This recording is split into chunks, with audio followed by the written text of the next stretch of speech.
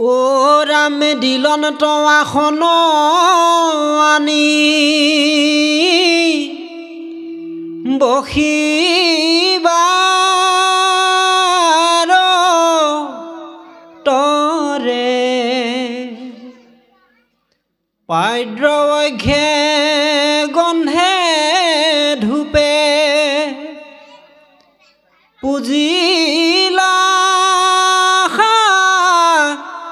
দৰে ও ৰাম প্ৰণিপাতে পুছিলা কুশল আগমন নাৰদে পুছিলা পাছে ব্যাসত বচন খাসিয়া বুলন্ত ঋষি কহিও বৃতান্ত কিবা হেতু নাহিকে তোমাৰ চিত্ৰ শান্ত ও ৰাম মহাউচ পিছকিয় থিৰনো চিত মহন্তৰো মুখ ইটো কিনো বিপৰীত। কৃষ্ণ আমাৰ পাঠক বাপজনাই ইমান সুন্দৰকৈ পাঠ কৰিছে যে প্ৰতিটো কথা আমি সুন্দৰভাৱে যদি শ্ৰৱণ কৰিছোঁ তাৰ অৰ্থকেইটাও আমি বুজি গৈ আছোঁ। তথাপিও আমি অকণমান আপোনাক খবৰ ওচৰত আলোচনা কৰিব বিচাৰিছোঁ যে দিলন্ত আসন আনি বহিবাৰ তলে পাদ্য অৰ্ঘে গন্ধে ধূপে পুজিলা সাদৰে। এইখিনি কথা আমি আগতে কৈ গৈছোঁৱেই যে এজন ভকত আহিলে কেনেকৈ শুশ্ৰূষা কৰে সেইখিনি আমাৰ ব্যাসমুনিয়ে নাৰদ অহাত কেনেকৈ কৰিছে এই কথাখিনি কৈছে। প্ৰণিপাতে পুছিলা কুশল আগমন আৰু সেৱা জনাই সুধিলে যে তুমি আমাৰ যে গৃহলৈ আহিলে আহোঁতে তুমি কিবা কষ্ট পাইছা নেকি, ভালকৈ আহিব পাৰিছানে, সুকলমে আহিছেনে, ভালনে, এনেধৰণে তেওঁ সুধিছে। তাৰপিছত কৈছে হাঁহিয়া বুলন্ত ঋষি নাৰদে পুছিলা পাছে ব্যাসত বচন আৰু তাৰ লগে লগে তেওঁ আকৌ নাৰদে ব্যাসক তাৰমানে এই কথাখিনি কৰিছে যদিও ব্যাসৰ মনটো তাৰমানে মৰি থকা দেখিছে, ভাল দেখা নাই তাৰমানে ইমান আনন্দ যদিও তেওঁ কৰিছে তথাপি যেন কিবা এটা হৈ আছে। এই নাৰদে দেখাৰ লগে লগে তাৰমানে গম পাইছে, গম পাই সেইকাৰণে কৈছে যে তোমাৰ নাৰদে পুছিলা পাছে ব্যাসত বচন। নাৰদে সুধিবলৈ ধৰিলে হাঁহিয়া বুলন্ত ঋষি কহিও বৃত্তান্ত কিবা হেতু নাহিকে তোমাৰো চিতকান্ত। এই ঋষি তোমাৰ কি হৈছে, তোমাৰ দেখোন মুখখন অকণমান মই মলিন দেখিছোঁ, গতিকে তোমাৰ কি হৈছে মোক মুক্ত কণ্ঠে কোৱাচোন এই বুলি তাৰমানে ব্যাসক কৈছে। আৰু মহা উচ্চ পিছকিয় থিৰ নহিছিল আৰু তোমাক মই বৰ উচপিচাই থকা যেন লাগিছে, তোমাৰ যে মনটো শান্ত নহয় মোৰ এনেকুৱা লাগিছে। তুমি যদিও মোক সেৱা কৰিছা বা মোৰ কুশল বাৰ্তা সুধিছা কিন্তু মই তোমাৰ মুখখন চাই তোমাক মই অলপ বেলেগ দেখি আছোঁ, কি হৈছেনো? গতিকে মহন্তৰ মোহ এইটো কিনো বিপৰীত, তোমাৰ নিচিনা এজন মহন্ত লোকৰ এনেকুৱা হৈছে মোহত থকা দৰে হৈছে, মোহিত হৈছে যেন কিবা মোহৰ কাম দম্ভ দৰ্প অহংকাৰ কিবা যেন মোহত তুমি ফচি আছা তেনেকুৱা যেন লাগিছে দেখোন, তোমাৰ কিবা মোহিত হৈ আছে, কিবা মায়াৰ মোহত পৰিছা নেকি এই বুলি তাৰমানে তেওঁ সুধিছে। এতিয়া সেয়েহে এই মহান বৈষ্ণৱকেইজনৰ মাজেদি আমি হয়তো বহুত কথা ইয়াত জানিব পাৰিম, পাঠে যি কৈ যায় আমি তাতে কৈ যাবলৈ যত্ন কৰিম। কৃষ্ণ ও ৰাম চাৰিও বেদৰ কৰিলা ভেদ যাৰ যেনে জাতি ধৰ্ম দিলা পৰিচ্ছেদ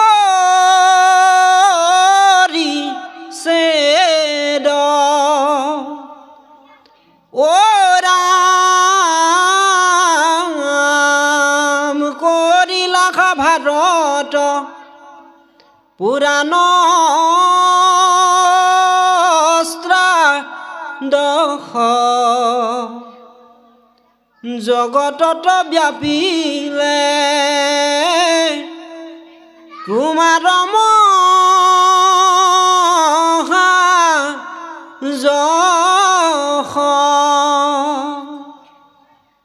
ব্ৰহ্মকো সাক্ষাৎ কৰি কৰা সমাধিত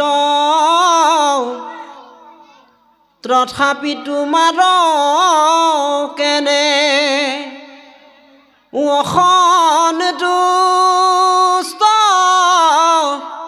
চিত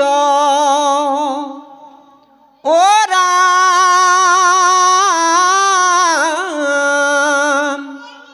কহিও কৰিখি মুত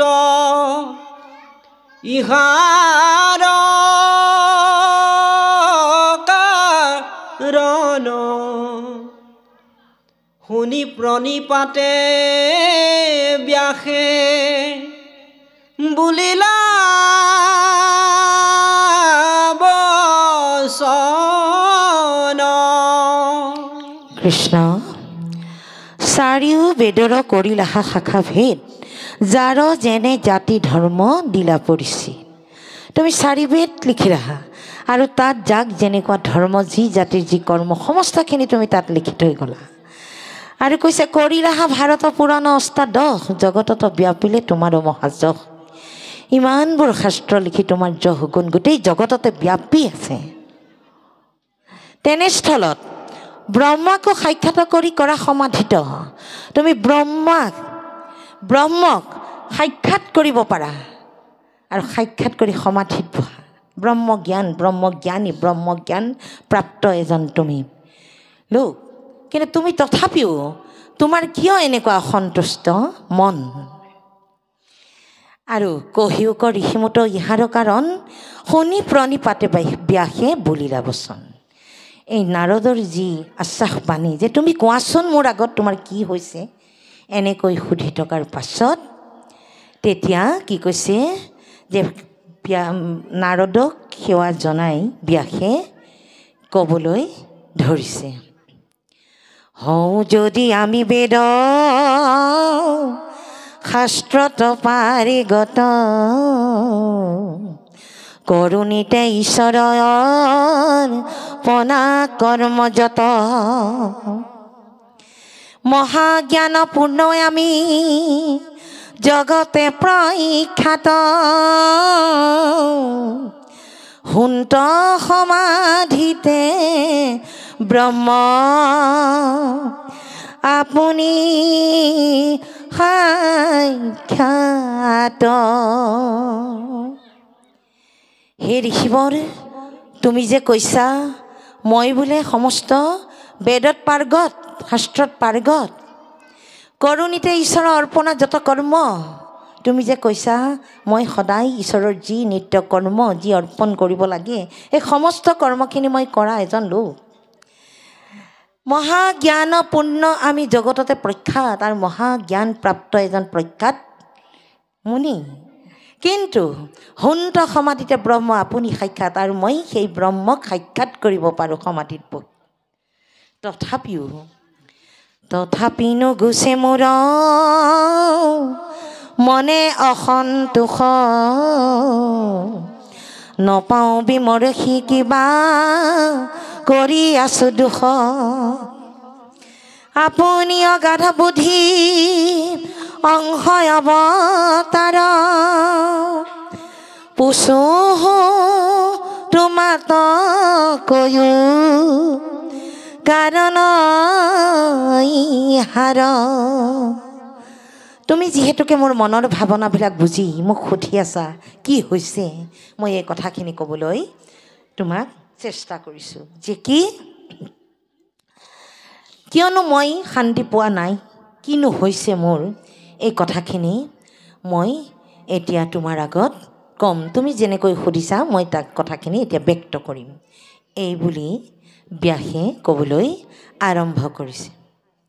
নাৰদ বদতি শুনা মহামুনি ব্যাস,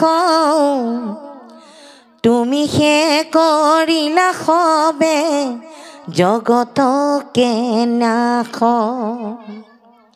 নিৰন্তৰে পশুৰ লোৱাইলা তুমি প্ৰাণ,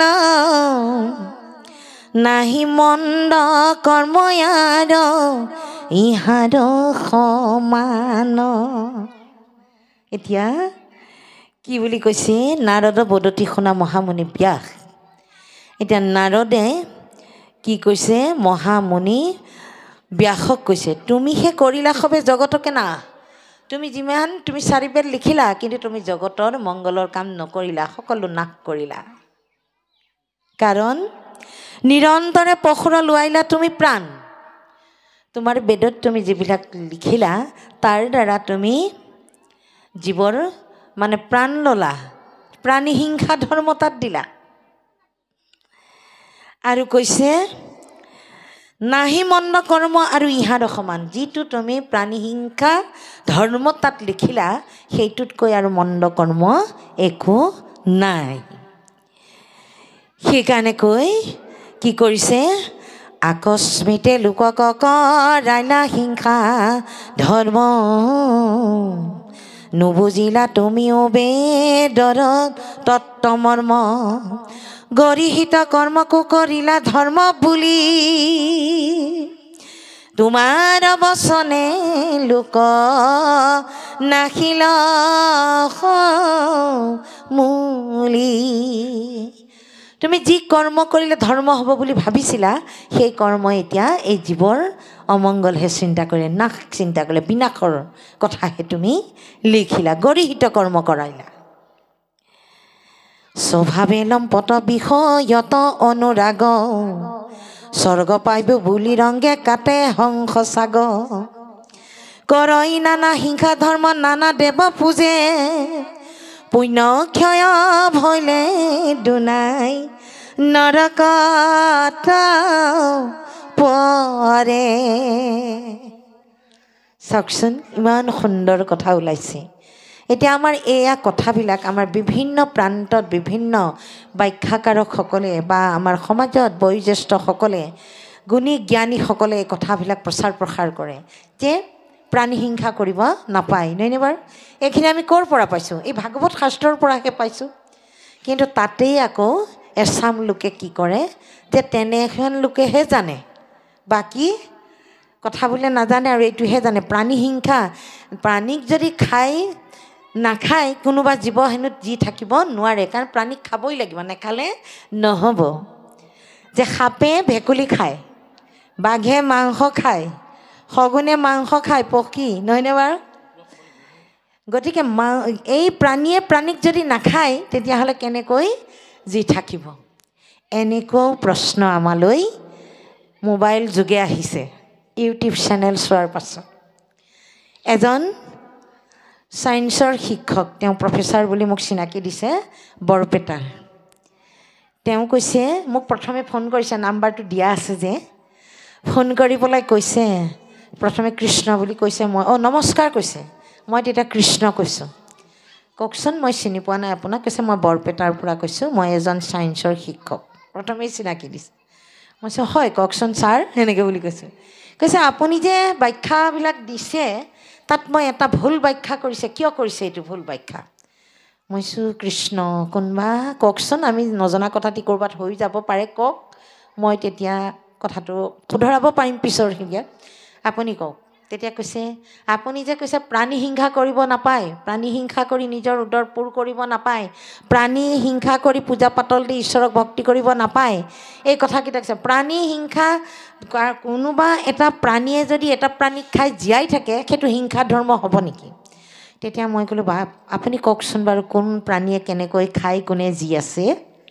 তেতিয়া তেওঁ প্ৰথমেই কৈছে, মই ছায়েন্সৰ শিক্ষক, মই জিঅ'লজি বিজ্ঞানৰ এজন শিক্ষক।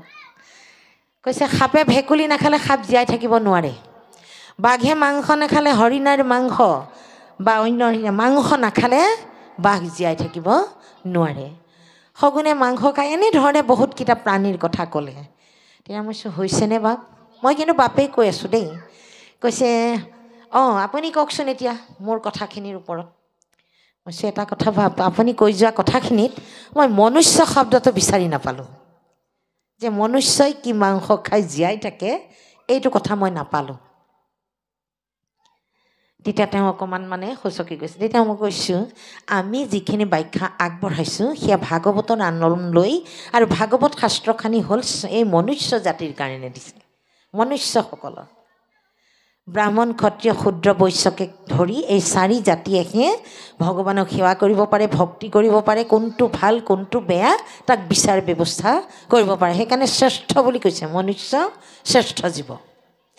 সেইকাৰণে কৈছোঁ যে প্ৰাণীক হিংসা কৰি কোনো মনুষ্যই এই কৰ্ম কৰিব নাপায়। কাৰণ মনুষ্যই জানে যে যত জীৱ জংগম কীট পতংগম অগনগ জগতেৰি কায়াহা। মনুষ্যই এইটো কথাই জানে। সেইকাৰণে মনুষ্যই প্ৰাণী হিংসা নকৰে, পশু হিংসা নকৰে, চৰাই পক্ষী হিংসা নকৰে। বিভিন্ন প্ৰাণীক মাৰি তেওঁ নিজৰ উদৰ পূৰ কৰিব নিবিচাৰে। গুণী জ্ঞানী মনুষ্যই, অজ্ঞানীসকলৰ কথা আমি কোৱা নাই, জ্ঞানী মনুষ্যই যি নেকি ভগৱন্ত যে পৰম প্ৰভু ভগৱন্ত, তেওঁৰ পৰাই যে আমি সমস্ত জীৱ সৃষ্টি হৈছোঁ, এই পৰম তত্ত্বটো যিটো নৰে গম পালে, যি মনুষ্যই গম পালে, সি কেতিয়াও এই অপকৰ্ম নকৰে। কাৰণ তেওঁ জানিলে যে জীৱ থকা সমস্ততে দেখোন ভগৱন্ত বিৰাজমান হৈ আছে বুলি কৈছে। গতিকে মই কেনেকৈ প্ৰাণী হিংসা কৰিম? সেইকাৰণেহে কৈছে। আৰু ভাগৱত শাস্ত্ৰই কৈছে প্ৰাণীক হিংসি যিটো মোহোক পূজয়, তাত তুষ্ট নহো মই জানিবা নিশ্চয়। গতিকে আমি ভাগৱতৰ আলম লৈ কৈছোঁ যে প্ৰাণীক হিংসা কৰি আমি নিজেও শৰীৰটো বোলে সুস্থকৈ ৰাখিবৰ কাৰণে আমি প্ৰাণী হিংসা কৰি কিবা এটা আহাৰ খাইছোঁ। আমাকতো সেইবিলাক খাব দিয়া নাই। ভগৱন্তক, যিজন আমাৰ আৰাধ্য দেৱতা, যাক আমি আৰাধনা কৰোঁ, যিজনক আমি সাধন মাৰ্গত চিন্তা কৰোঁ, সেইজনৰ আহাৰ কি? কৃষ্ণই কি খাইছিলে? দতি দুগ্ধ ঘৃত মধু, পৰমান্ন, নহয়নে বাৰু? কিন্তু আমি মনুষ্যইতো আৰু বিভিন্ন খাইছোঁ। কিন্তু আমাৰ এটাই কথা যে 4 মুঠি জীৱৰ ভাগে ভাগে আহাৰ দিছে, মনুষ্য জাতিক গজনমুখী আহাৰখিনি দিছে। সেইকাৰণে আমি সেই আহাৰখিনি খাব লাগে। আৰু শাস্ত্ৰই যিহেতুকে কৈছে প্ৰাণী হিংসা কৰিবলৈ মনা কৰিছে। প্ৰাণী হিংসা, কলিত যাগ যজ্ঞ পূজা পাতল নাই, দাপৰত পূজা আছিলে যে প্ৰাণী কোনোবা এটা হাঁহ বোলে হওক, গৰু ছাগলী আদিকে কওঁ, ছাগলী হাঁহ এনেকৈ কৰি ধৰি আনি পাৰ, এইবোৰ বলি দি দি মনৰ বাঞ্ছাবিলাক পূৰ্ণ কৰিবলৈ সেয়া কামনা বাসনা পূৰ্ণ পূজা পাতল কৰিছিলে। কিন্তু কলিতটো নাই। কলিতে ঈশ্বৰৰ নামহে দিছে, যে মোৰ নাম ল'লেই তোমালোকে তৰি যাব পাৰিবা। গতিকে সেইকাৰণে কলিত এইকেইটা বস্তু নাই যে আমি প্ৰাণী এটা বলি দি পেলাই আমাৰ স্বাৰ্থ সিদ্ধিৰ কাৰণে, ঐশ্বৰ্য বিভূতি প্ৰাপ্ত হ'বৰ কাৰণে ঈশ্বৰক সন্তুষ্ট ল'ব। দুৰ্গা দেৱীৰ আগত মহ বলি দিছে, দুৰ্গা দেৱীৰ আগত হাঁহ দিছে বলি, নহয়নে বাৰু? পাৰ বলি দিছে, সেইবোৰ জানো পায়? গতিকে সেইখিনি নকৰিবলগীয়া কথাখিনি ভাগৱতত আছে, আমি সেইখিনি কৈছোঁ। আৰু আমাৰ নিজৰ শৰীৰটো সুস্থকৈ ৰাখিবৰ কাৰণে আমি দধি দুগ্ধ ঘৃতমধু বাদ দি কি কৰিছোঁ? অন্য প্ৰাণী হিংসা কৰি তাত একেবাৰে মা মছলা সমস্ত দি ইমানেই আমি টেঙৰ যে আমি কেঁচাই খাব নোৱাৰোঁ মাংস। সেইকাৰণে আমি কি কৰিছোঁ? তাক যত্ন কৰি সিজাই পকাই খাইছোঁ জিভাত সোৱাদ লগাকৈ। কিন্তু জিভাখনক জানো সেই সোৱাদ ল'বলৈ কৈছে? ঘোষা শাস্ত্ৰত জিভাক সকীয়াই দিছে যে কি ল'বা তুমি, কিহৰ সোৱাদ ল'বা?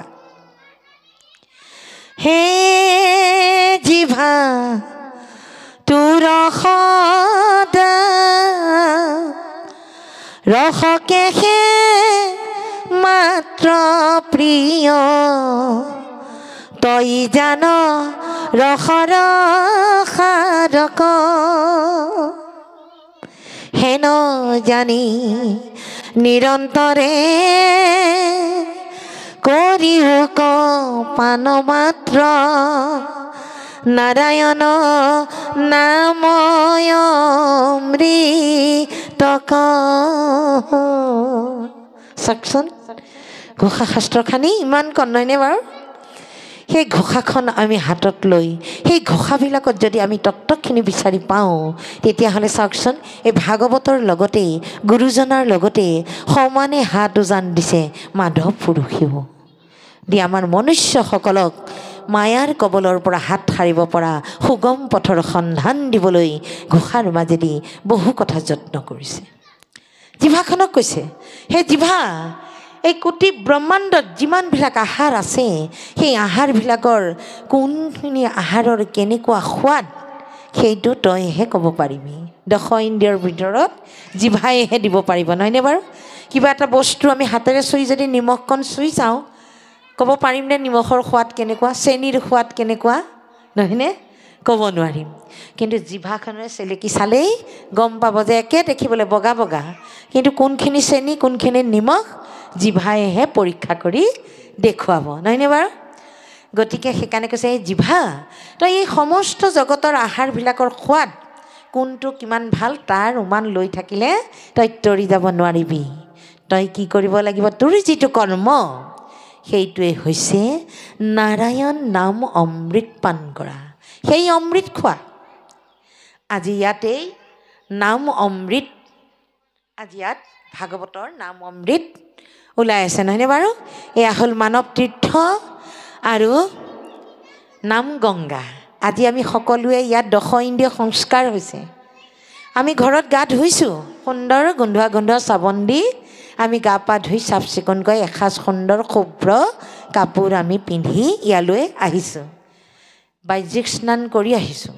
কিন্তু আধ্যাত্মিকৰ যিটো স্নান আজি এই মানৱ তীৰ্থ নাম গংগাত এই মহা ধৰ্মক্ষেত্ৰলৈ আহিছোঁ।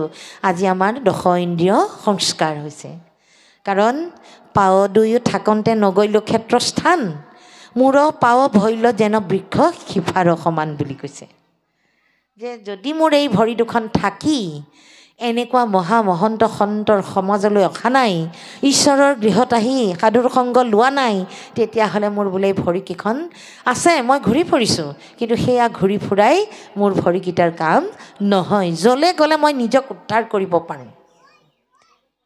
এই 24 তত্ত্ব সদৃশ দেহাটো আজি আমাৰ সকলো ফালৰ পৰাই শুদ্ধ হৈছে, কাৰণ হিয়াৰ মাজে নামৰ ভাণ্ডাৰ মুখে বাজ হয়। আজি নামৰ ভাণ্ডাৰ হিয়াত আছেনে নাই, আমি কাৰ কিমান আছে আমি জানিম জানো? কিন্তু আপোনাৰ আচৰণ, আপোনাৰ কটুকথন, আপোনাৰ লক্ষণ, আপুনি যোৱা স্থানসমূহ আমি যদি লক্ষ্য কৰোঁ তেতিয়া আমি ক'ব পাৰিম যে আপোনাৰ সঁচাকেই হৃদয়ত নাম বিৰাজমান হৈ আছে, নহয়নে বাৰু? আৰু নাম থকা লোকক আপুনি চিনিয়ে পাব, নহয়নে? যে লগে লগে যোনেই য'তে নেদেখক বোলে কৃষ্ণ বাপ কৃষ্ণ আই আহি যায়নে নাযায়? সেইকাৰণে কৈছে নাম, আমি এই হৃদয়ত থকা নামঘৰটিও আমি সুন্দৰ কৰিব লাগিব। যেনেকৈ আমাৰ নামঘৰলৈ এই যে আমি আহাৰবিলাক আমি ইয়ালৈ নানো, নহয়নে? ইয়ালৈ আনো কি যে মাহ, নহয়নে বাৰু?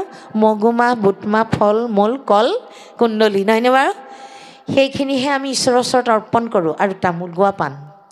কিন্তু বাকী যে আমি ঘৰত খাই থাকোঁ, অন্নমুঠিও ইয়াত আনিব পাৰোঁ যদি তেনে পদ্ধতিৰে আমি অন্ন ৰান্ধিছোঁ, নহয়নে বাৰু?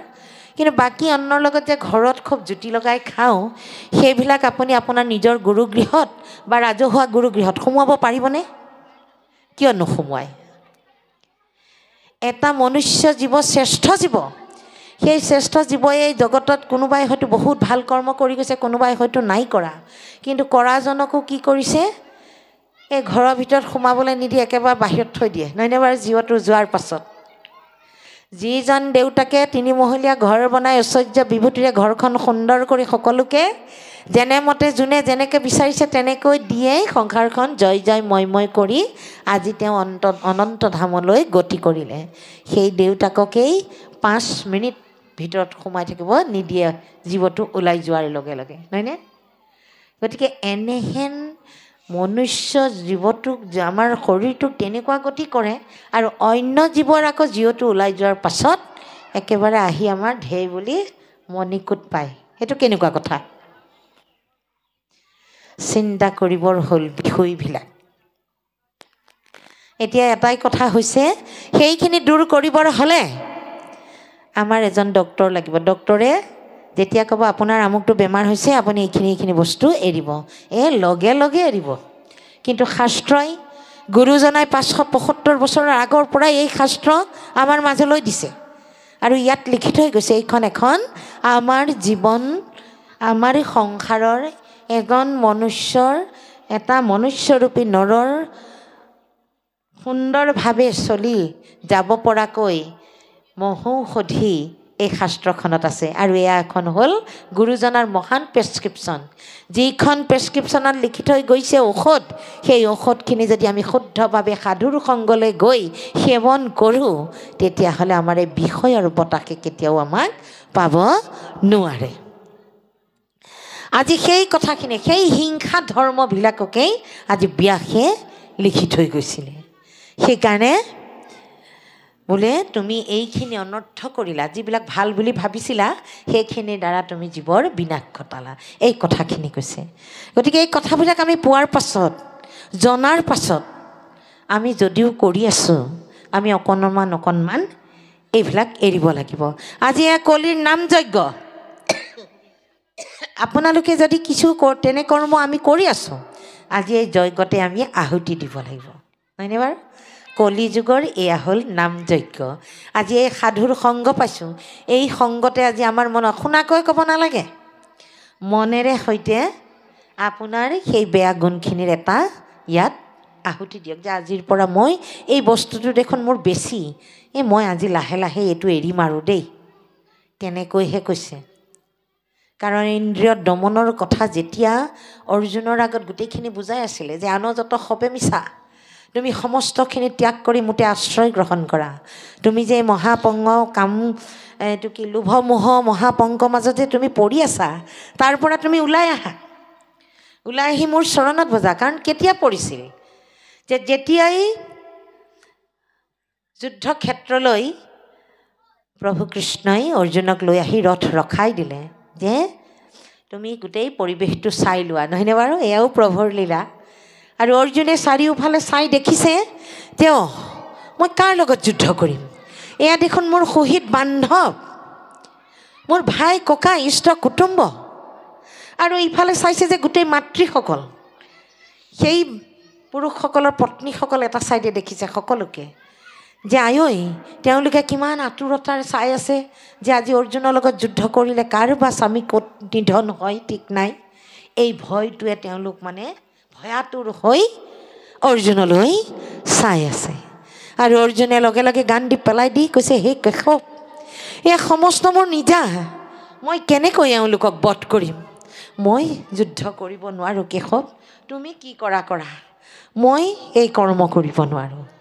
তেতিয়া প্ৰভু ভগৱন্তই হাঁহি মাৰি অৰ্জুনক কৈছিল, হে অৰ্জুন, তুমি মায়ামোহত পৰিছা, এই মায়ামোহৰ পৰা তোমাক আঁতৰাই আনা, আৰু আনি এক কাই বাক্য এক মন হৈ তুমি মোৰ চৰণত আশ্ৰয় গ্ৰহণ কৰা। মোৰ চৰণত আশ্ৰয় গ্ৰহণ কৰিলে তোমাক সমস্ত পাপৰ পৰা মই উদ্ধাৰ কৰিম। আৰু তুমি যে ভাবিছা মই মাৰিম, তুমি নামাৰা নহয়, তুমি মাত্ৰ নিমিত্ত, কাৰ্য মই কৰিম। কিয় তুমি এয়া কৰিছা? তথাপিও অৰ্জুনে বুজি পোৱা নাই, যে নাই, পুনঃ এটাই কথা মই নোৱাৰোঁ কৰিব। তেতিয়াই প্ৰভু ভগৱন্তই বিশ্বৰূপ দৰ্শন কৰাইছে। আৰু কৰাৰ পাছত যেতিয়া দেখিলে, তাৰ পিছত প্ৰভুৱে তেওঁক প্ৰশ্ন কৰিছে, সুধিছে যে হে অৰ্জুন সখা, তুমি দেখিলানে বাৰু তাত, তুমি বিশ্বৰূপ যে দেখিলা, তাত কিবা এটা কৰ্ম তুমি কৰা দেখিলানে তোমাৰ ৰূপত? কৈছে নাই দেখা।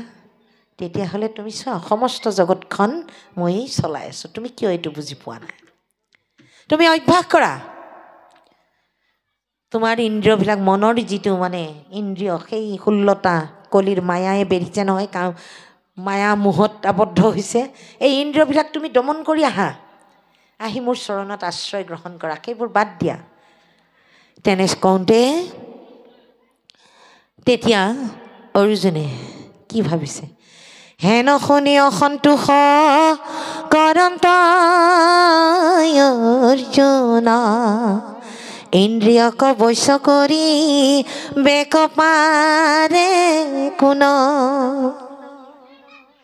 তুমি যিমানবিলাক কথা ক'লা ইন্দ্ৰিয় কোনোবাই দমন কৰিব পাৰেনে বাৰু এই মনৰ যি লোভ মোহ এইবিলাক কোনোবাই পাৰিবনে এয়া মোৰ আমুক তামুক এই মায়াটো জানো কোনোবাই ছেট কৰিব পাৰেনে তেতিয়া অৰ্জুনৰ কথা শুনি প্ৰভুৱে কৃষ্ণে ফুলে শুনা সখী নকৰিবা ভয় অভ্যাসতে ইন্দ্ৰি বৈশ্য অৱশ্যে হয় চাওকচোন কিমান সুন্দৰকৈ কৈছে একাৰ কাৰণে কৈছে অৰ্জুনক কোৱাৰ চলেৰে এয়া আমালৈ দিছে যে আমিও অভ্যাস কৰিব লাগিব আমাৰ কিবা এটা বস্তু বৰ ভাল লাগে তাক মই এৰিব নোৱাৰোঁ আমাৰ আইসকলে কয় যে মই তামোলখন চব এৰিব পাৰিলেও মই তামোলখন এৰিব নোৱাৰোঁ আৰু ৰাতিপুৱা তামোলখন খাই মানে এক গিলাচ লাল চাহ খালেহে মোৰ সিফালে যাবৰ হয় আৰু তেতিয়াহে মই গাটো ধুব পাৰোঁ আকৌ সেইগৰাকী আইকে যদি আপুনি অলপ পাছত কিবা সেৱা এটা কৰি কথা সোধে কৃষ্ণ বুলি বা কৃষ্ণৰ কথা কিবা কয় হ'ব দিয়া তোমালোকে গুৰুগৃহত কৃষ্ণ কৈ নাম গাই থাকাচোন আমি হৃদয়তে লৈ আছোঁ হৃদয়তে এনেকৈ ক'ব নহয়নে একে হৃদয়খন চুই চুই দেখুৱাব কিন্তু নামঘৰত আকৌ বাঁহী মুখে সোমাব নোৱাৰে নহয় পাৰে জানো নামঘৰত জানো বাঁহী মুখত আহি ইয়াত কিবা খাব পাৰিব নাখায় নহয় যদি তোমাৰ হৃদয়তে নামঘৰ আছে এই বাঁহী মুখত এইকেইটা কৰ্ম কেনেকৈ কৰিব পাৰিছা এই এনেধৰণৰ স্বভাৱ থাকিলে আমি ঈশ্বৰত ভক্তি কৰিব নোৱাৰিম কাৰণ আগতে খাই বৈ একেবাৰে হৃষ্টপুষ্ট হৈহে ঈশ্বৰক ভজিবলৈ যাম আৰু 10টামান বজাত গাটো ধুই নহয়নে বাৰু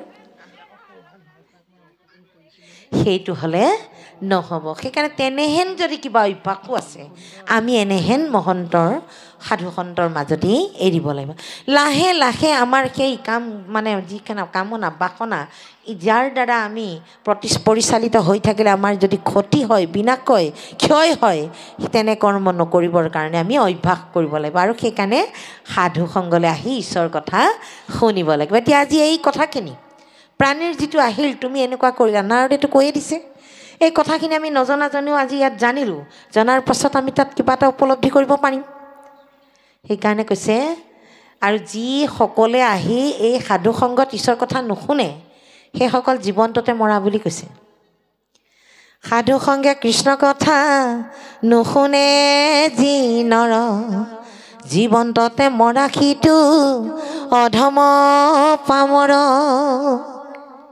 এয়া ভাগৱতৰ কথা এয়া আমি কোৱা কথা নহয় জীৱন্ততে আপুনি জীয়াই আছে কিন্তু আপুনি মৃত্যু মৰা খৰদৰে আছে এই দুখন হাতেৰে যদি হাত থাকি আপুনি ভকতক এটা সেৱা কৰা নাই ঈশ্বৰৰ চৰণ স্পৰ্শ কৰা নাই তেতিয়াহ'লে এই হাত দুখন এটা জীৱ নোহোৱা মৰা খৰ হাত দুখনৰ দৰে যেনে আছে তেনেই পৰি আছে সাধু আৰু খাৰু পিন্ধা এই খাৰু যে পিন্ধিছোঁ কংকণ খাৰু পিন্ধা হাত বুলি কৈছে যিকেইটা চকুৰে আমি ঈশ্বৰক দৰ্শন কৰা নাই ঈশ্বৰৰ ৰূপটো এতিয়া কৈছে নহয় তুমি সমাধিতে প্ৰভুক সেই মূৰ্তি তুমি লৈ বহিব পৰা এজন ব্ৰহ্মজ্ঞানী তোমাৰো উগুল থুগুল মন চাওকচোন এই মায়া বস্তুটো কিমান যে ঈশ্বৰে কৰা সৃষ্টিখনক যদি আমি বেলেগভাৱে ভাবি বেলেগে পৰিচালিত কৰি আমি লৈ যাব বিচাৰোঁ তেতিয়াহ'লে তাত আমাৰ কিমান অপঘাত হ'ব পাৰে সেইকাৰণে কৈছে যে আমি অভ্যাস কৰিব লাগিব ক'ত অভ্যাস কৰিব লাগিব আমি সাধুৰ সংগলৈ আহিব লাগিব ভাগৱতৰ মাজলৈ আহিব লাগিব তেতিয়াহে আমি পাৰিম আমি এনেই পাৰিম বুলি কৈ বা কিবা এটা কৰিব লাগে কৈ থাকিলে নহ'ব আমি নিজৰ জীৱনত সেইখিনি প্ৰতিফলিত কৰিব লাগিব সেইকাৰণে কৈছে যে সাধুৰ সংগলৈ আহিব সাধুৰ সংগলৈ নাহিলে মনুষ্য জন্ম বৃথা সাধু সংগ অনুসৰা বুলি একেবাৰে উদ্ধৱক বৈকুণ্ঠ পয়ানত প্ৰভু ভগৱন্তই একদম বাৰম্বাৰ উদ্ধৱে প্ৰশ্ন কৰিছে আৰু কৈ আছে মোক লৈ যোৱা তোমাৰ লগত মই ইয়াত অকলে থাকিব নোৱাৰিম তুমি অবিহনে মোৰ গোটেই অন্ধকাৰ ভগৱন্তই কৈছে আমি দুয়ো যদি যাওঁ ইয়াত অনৰ্থ হ'ব তুমি যাব নোৱাৰা তুমি ইয়াতে থাকিব লাগিব আৰু ইয়াতে থাকি মোৰ গুণ চৰিত্ৰ লীলাখিনি বখানি গোটেই জগততে প্ৰজ্যোতি থাকিব লাগিব। কৈছে মই প্ৰজ্যোতি থাকিম, কিন্তু তোমাক মই কেতিয়া দেখা পাম, ক'ত দেখা পাম? অঁ, তুমি মোক ক'ত পাবা? সাধু সংগলৈ যাবা, একান্ত ভকত সবে মোৰ য'ত গুণানুচৰিত্ৰ গুণ গান কৰি থাকে, কীৰ্তন শ্ৰৱণ আৰু কীৰ্তন, তাতেই মই সাক্ষাতে বিদিত হৈ থাকোঁ। সেই উদ্ধৱ, সেই ভকতসকলক দৰ্শন কৰা মানেই তুমি মোক তাতে লগ পাবা। সেই কথাকেই মাধৱ পুৰুষে ঘোষাত লিখিছে। একান্ত ভকত সবে নিৰ্গুণ কৃষ্ণৰ গুণ, গাৱে সদা বসিয়া যথাত, বৈকুণ্ঠকো পৰিহৰি যোগীৰ হৃদয় এৰি, থাকা হৰি সাক্ষাতে তথাত।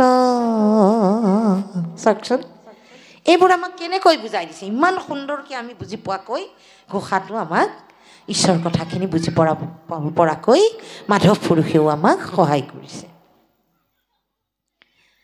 আৰু কৈছে কি, এই জগতৰ সুমংগল বস্তুটোৱে হৈছে নাম, ঈশ্বৰৰ নাম। ভাল, সুমংগল মানে ভাল, জীৱৰ মংগলৰ অৰ্থে যি নাম, ঈশ্বৰৰ নাম, সেই নাম ল'লেই বোলে আমি অনায়াসে তৰি যাব পাৰিম। সেইকাৰণে কৈছে জগ জীৱন ৰাম, জগ জীৱন ৰাম, জগতৰে সুমংগল তোৱা গুণ নাম, জগ জীৱন ৰাম, জগ জীৱন ৰাম, জগতৰে সুমংগল তোৱা গুণ নাম।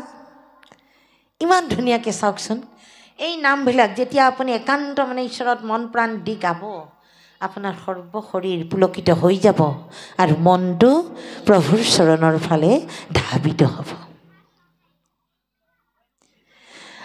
আজি যেতিয়া অকুৰে কংসৰ আদেশ পালন কৰি কৃষ্ণ বলোৰামক ব্ৰজৰ পৰা মথুৰালৈ আনিছিলে, মালৰ যুদ্ধ নহয়নে বাৰু, সেইখিনি দেখাবৰ কাৰণে, যে তেতিয়া সেই ব্ৰজৰ গোপীসকলে কি কৰিছিলে দেখিছেনে? হৃদয়ৰ পৰা প্ৰভুক কেনেকৈ প্ৰাৰ্থনা কৰিছিলে, আৰু সেই মথুৰাবাসী নাৰীসকলক তেওঁলোকে কেনেকৈ বেয়াকৈ গালি পাৰিছিলে, নহয়নে? এয়া শাস্ত্ৰত আছে। গতিকে গোপীসকল গৃহতে থাকি চাওকচোন কিমান সুন্দৰকৈ ঈশ্বৰক পাই আছিল, যে হৃদয়ৰে জীৱ আত্মা পৰমাত্মা একাকাৰ কৰি পেলাইছিল তেওঁলোকে। তেওঁলোকৰ সেয়া অচলা ভক্তি, যি ভক্তি ক'তো তুলনা নাই। ঠিক তেনেকৈ আমাৰ একান্ত ভকতসকলৰ, সেইকাৰণেহে 4 যুগ, কলি যুগত হোৱাই নাই, সত্যত সকলোৱেই বোলে ভকত।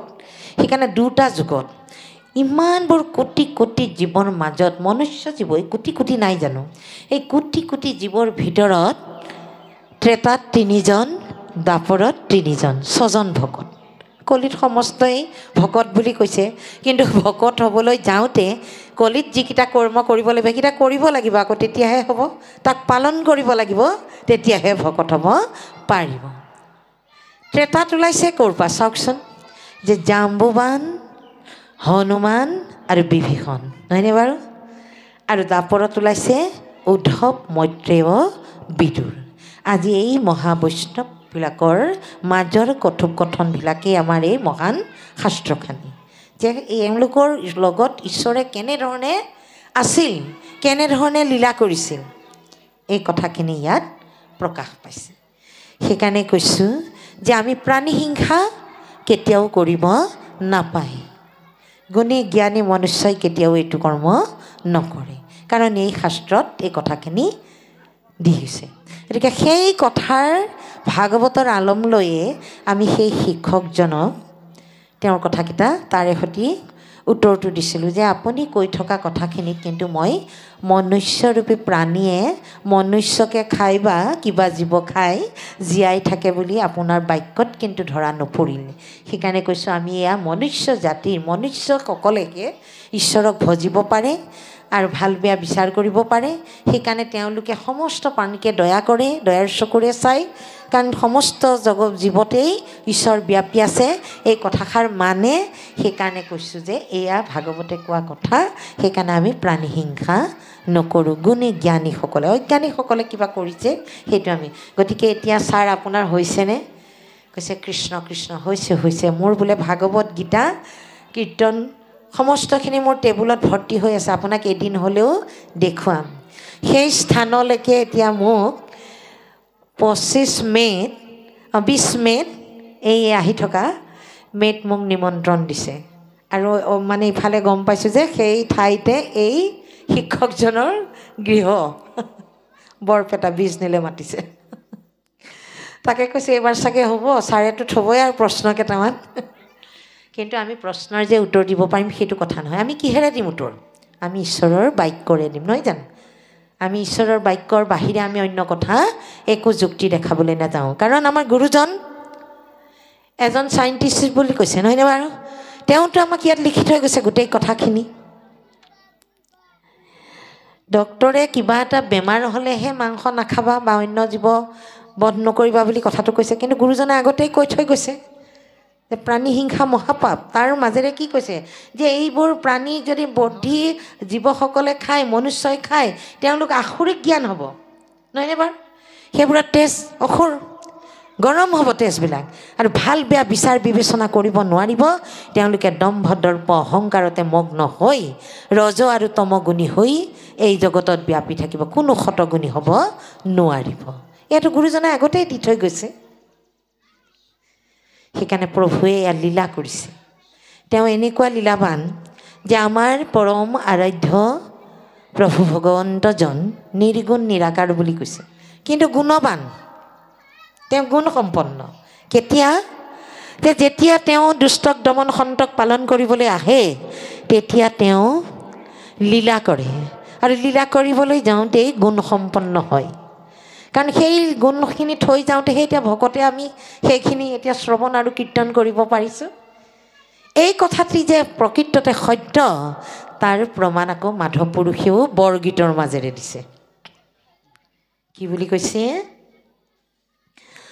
তুমি প্ৰভু নিৰ্গুণ গুণেৰ সীমা নাই, নিৰ্গুণ জীৱ সুহি গুণ গাই, হৰি মোৰ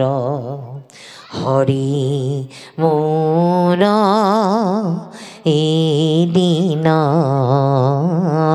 দয়াল।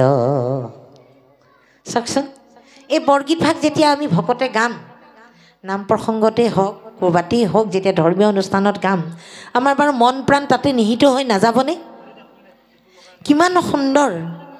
আৰু যদি আপুনি ক'ৰবাত প্ৰতিযোগিতা দিছোঁ বুলিহে মানে গাইছে, তেতিয়াহ'লে আপোনাৰ একো নহ'ব, নহয়নে বাৰু? কাৰণ স্বৰকেইটা লাগিছেনে নাই সেইটো চিন্তা কৰি থাকিম। কিন্তু ভকতে যেতিয়া নিবিড় কীৰ্তন কৰিবলৈ যাব, প্ৰাক মুহূৰ্তত যেতিয়া ভাটিয়ালি এই বৰগীতটি গাব, তেওঁৰ মন কেনেকুৱা হ'ব? কাৰণ তেওঁ আগতেই কি দিছে? অ হৰি অ ৰাম, হৰি নাম লৈছে যে হৰি হৰি কৈ সমস্ত পাপ ইয়াতে হৰণ কৰি ৰাম নামেৰে সৈতে পুণ্যখিনি আমি অভ্যন্তৰত ভৰাইছোঁ, নহয়নে বাৰু?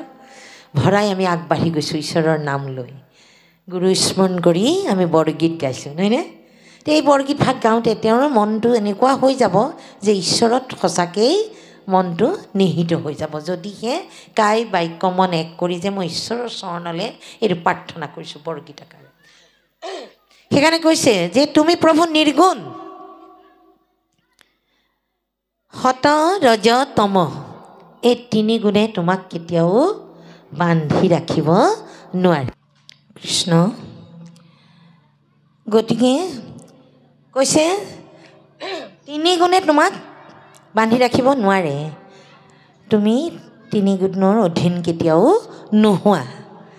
কিন্তু তুমি যেতিয়া তোমাৰ সত্য প্ৰতিষ্ঠা কৰিবলৈ আহা এই জগতলৈ, তেতিয়া তুমি অৱতাৰ লোৱা আৰু দুষ্টক দমন সন্তক পালন কৰিবৰ কাৰণে তুমি কিছুমান পদ্ধতি লৈ তেনেকৈ তুমি লীলা কৰা।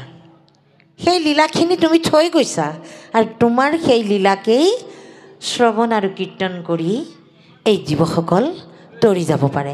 সেইকাৰণে কৈছে একান্ত ভকতসকলে যেতিয়া ঈশ্বৰৰ গুণযোগ লীলা কীৰ্তন গাই বাই থাকে, তেতিয়া তেওঁলোকে ক'ত আছোঁ কি কৰিছোঁ গম নাপায় আৰু মানে নিৰ্গুণ ঈশ্বৰৰ গুণ গাওঁতে গাওঁতে এই জীৱও তাৰমানে নিৰ্গুণ হৈ যায় বুলি কৈছে।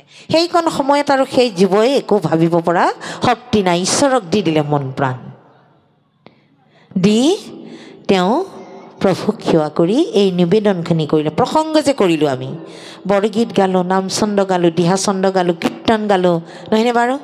হৰিধ্বনি দিলোঁ, আকৌ অপৰাধ গালোঁ, উপদেশ গালোঁ, গাই গুৰু স্মৰণ আকৌ গুৰু বন্দনা কৰিহে আমি আসন ভাগে।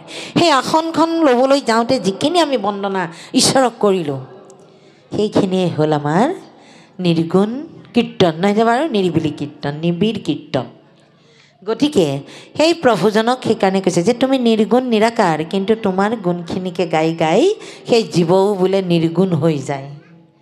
আকৌ কৈছে তুমি অৱতাৰ নোলোৱা, তোমাৰ বোলে জন্মও নাই মৃত্যুও নাই, কিন্তু তুমি ভকতে যেনেকৈ যেতিয়াই বিচাৰে তুমি অৱতাৰ গ্ৰহণ কৰা লীলা কৰিবৰ কাৰণে। সেইকাৰণে কৈছে নাহি জন্ম তোমাৰ তথাপি জন্ম ধৰা,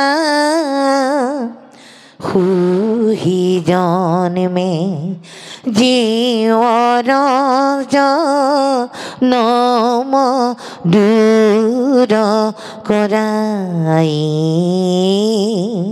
হৰি মোৰ হৰি মোৰ এদিন দয়াল। চাওকচোন, নাহি জন্ম তোমাৰ তথাপি তুমি জন্ম ধৰা। কেতিয়া? যে ভকতে বিচাৰে, ভকতক উদ্ধাৰৰ সৈতে জীৱক উদ্ধাৰ কৰিবৰ কাৰণে যিটো জন্ম ধৰা, সেই জন্মৰ কাৰণটোৱে হ'ল ভকতক উদ্ধাৰ কৰা। সহি জন্মে জীৱৰ কৰা দূৰ বুলি কৈছে, দুখ দূৰ, নহয়নে বাৰু? যি জীৱই আমি কষ্ট পাই আছোঁ, ঈশ্বৰৰ নাম লৈ থকা জীৱসকলক সন্ত মহন্তক দুষ্টসকলে পীড়িত কৰে, দুখ পায়, পাই যি মোৰ নাম লৈ আছে তেওঁলোককে তুমি আকৌ উদ্ধাৰ কৰা নিজ অংশে অৱতাৰ গ্ৰহণ কৰি। এই কথা আৰু কৈছে হৰি মোৰ হৰি মোৰ, প্ৰভু তুমি মোৰ হৰি, নহয়নে? দীনদয়াল, দীন বুলি কাক কৈছে? নিজক, জীৱই, যে মই দিন দুখীয়া এটা জীৱ, তুমি মোৰ ঈশ্বৰ প্ৰভু, হে দয়াল তুমি মোক কৃপা কৰা, তোমাকেই যাতে ভাবি থাকি তোমাতেই যাতে মোৰ মন প্ৰাণ নিমজাই দিব পাৰোঁ, আৰু এই জগতৰ সুমংগল তোমাৰহে নাম, সেই গুণ নামকে যাতে মই লৈ থাকিব পাৰোঁ, নহয়নে বাৰু? সেইকাৰণে আকৌ কৈছে মধুসূদন দেৱ, মধুসূদন দেৱ তুমি বিনে অগতিৰ গতি নাইকে। গাওঁনে নেগাওঁ? আমি নাম চন্দ কৰি গাই আছোঁ, নহয়নে বাৰু? মধুসূদন, মধুসূদন হ'ল ঈশ্বৰৰে এটা নাম। কৈছে তুমি এনেকুৱা এজন ঈশ্বৰ যি নেকি তোমাৰ বাহিৰা আৰু এই ভকতক এই জীৱক গতি দিওঁতা আৰু আন কোনো নাই, অগতিৰ গতি। এই আমি যে আঠানি বঠানি হৈ আছোঁ জীৱবিলাক, তাৰমানে আমাৰ গতি নাই, ক'ত কেনেকৈ কি হয় ঠিক নাই, কিন্তু সেই জীৱকো সঠিক স্থানলৈ তুমি আনি তেওঁক গতি দিব পৰা ক্ষমতাটো তোমাৰহে আছে। এই কথা এইবোৰ আমাৰ কাৰণে এনেই দিয়া নাই, নহয়নে বাৰু? গতিকে আমি ইয়াৰ মাধ্যমেৰে যদি আমি জীৱনটো চলাই লৈ যাব পাৰোঁ, তেতিয়া আমি ভকতিৰ পাত্ৰ হ'বলৈ একে পাত্ৰ এটালৈ এনেকৈ ভৰাই থাকিব নালাগে আৰু, নহয়নে বাৰু? সাধুৰ সংগলৈ আহি ঈশ্বৰৰ কথা শুনি আমি এই জীৱনটো শুদ্ধ কৰি তাত যাতে শুদ্ধ বস্তুটো আমি ভৰাব পাৰোঁ, সেইটোহে আমাৰ ডাঙৰ কথা। কৃষ্ণ। হে ৰাম যদি জ্ঞানী গণে তাক কৰে নিবাৰণ, ইয়াউৰতাৰ বাক্যকন মানে একো জন ভুলৈ উপালম্ভ কৰি বচন খণ্ডিত ব্যাসতো অধিক ভৈল ইয়েহেন্তে পণ্ডিত এৰাম পকতি কহিলা তুমি ইয়ানহে ধৰ্মক নকৈলা প্ৰখ্যাত কৰি কৃষ্ণ কীৰ্তনক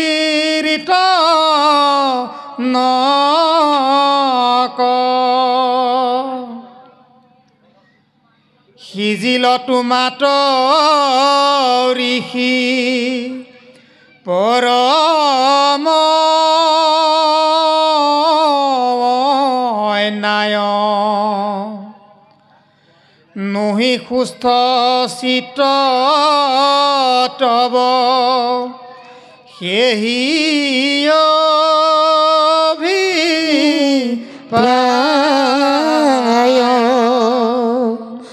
কৃষ্ণ যদি জ্ঞানী গণে তাক কৰে নিবাৰণ আউৰ তাৰ বাক্যক নমানে একো জন এই যে প্ৰাণী হিংসা কৰিব নাপায় বা কিবা এনেধৰণৰ যদি কোনোবা জনা লোকে জ্ঞানীসকলে তাৰ তত্ত্বখিনি জানি যদি কাৰোবাক কৈছে তে সেই নজনাসকলে কি কৰে আই তেওঁলোকে ব্যাসতকৈ বেছি আহিল ব্যাসে লিখি দিয়া শাস্ত্ৰত আছে এইটো এনেকৈ কৰিব লাগে এনেকুৱা পূজা কৰিব লাগিব আমুক কৰিব লাগিব তেনেকৈ বুলি যদি কৈছে আৰু এওঁ ব্যাসতকৈও একে বেছি আহিল নহয়নে ইয়াতে কথা কৈছে যে ব্যাসতো অধিক ভৈল এহেন্তে পণ্ডিত ব্যাসতকৈও এওঁ পণ্ডিত আহিল আমুকটো নকৰিবা তামুকটো নকৰিবা ক'বলৈ নহয়নে আমাৰ মাজত তেনেকুৱা ব্যক্তি আছে প্ৰকৃতি কহিলা তুমি আনসে ধৰ্মক নকৰিলা প্ৰখ্যাত কৰি কৃষ্ণ কীৰ্তন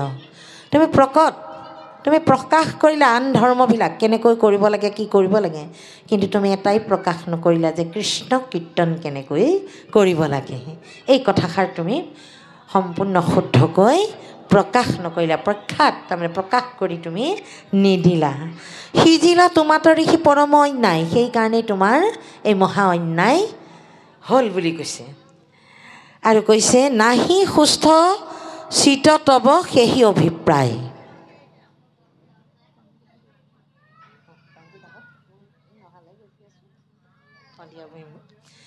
কৃষ্ণ গতিকে এই কথাখিনি ইমান সুন্দৰকৈ কৈছে আমি যদি ভাগৱতখন নপঢ়োঁ ভাগৱতৰ কথা শুনিবলৈ সাধুৰ সংগলৈ নাহোঁ তেতিয়াহ'লে এই কথাখিনি আমি নিজে জানিম যেতিয়া নিজে এটা কথা নিজে কাণেৰে শুনিম তেতিয়া আমাৰ কিমান ভাল লাগিব যে এইটো কথা ইমান দিনে লোকৰ মুখেদিহে শুনি আছিলোঁ হয় দেই শাস্ত্ৰখনত দেখোন এনেকৈয়ে আছে নহয়নে বাৰু তেতিয়া আপুনি যে সেই শুনি পেলাই যে উপালম্ভ কৰি আছিলে আপোনাৰ মনটো তেতিয়া দুখ লাগি নাযাবনে গতিকে এই মহান শাস্ত্ৰখন সেইকাৰণে আমি শ্ৰৱণ কীৰ্তন কৰিব লাগে শুনিব লাগে আৰু কীৰ্তনো কৰিব লাগে তেতিয়া আমাৰ জীৱন ধন্য সেই পৰম কৃপালু বাপাই সমস্ত আমি প্ৰাণজিত আমাৰ ভাতৃপ্ৰতিম তথাপি তেওঁ এজন শুদ্ধ এই কলিযুগত প্ৰভু ভগৱন্তৰ যি সত্যৰ সন্ধান